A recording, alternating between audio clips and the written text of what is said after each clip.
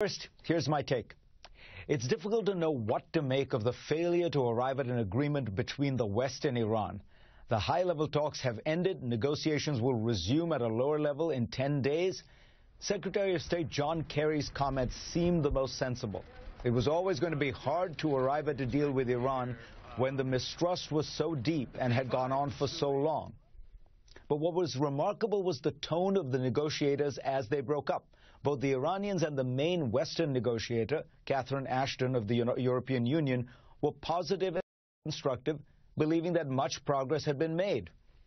There were voices that were much less positive. Israel's Prime Minister Benjamin Netanyahu criticized what he described as the deal of the century.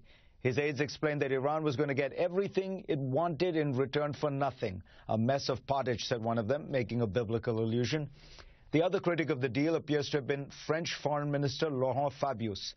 France's hardline position actually allowed Washington to look reasonable, though for some it proved that no matter what position the United States takes, you can count on France to try to sabotage it. But the criticisms of the deal sound like alarmist hype to me. The basic agreement that might have been inked was that Iran would temporarily freeze its nuclear program, including its uranium enrichments, in return for some relief from Western sanctions. During that period, about 6 months, serious negotiations would take place to arrive at a final agreement. The key here is what kind of sanctions relief were the Iranians going to get?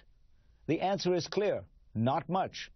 The Obama administration was not proposing that any of the major sanctions against Iran be lifted or even suspended. Those are all passed by Congress and couldn't be lifted easily anyway. It was proposing to take pretty minor steps. Europe has more flexibility on sanctions, but from what we've heard, those countries were also proposing relief of very small kinds. Now, if the argument is that Iran should make significant concessions, but that the West should make none at all, that's not negotiations. That's a requirement that the other side surrender. Which makes one wonder, do the critics of this negotiating process want a better deal? Or do they really want no deal at all, so that it opens up another path to deal with the problem, which is war? In that case, the danger for those critics was not that the Geneva negotiations were failing, rather that they were succeeding. Let's get started.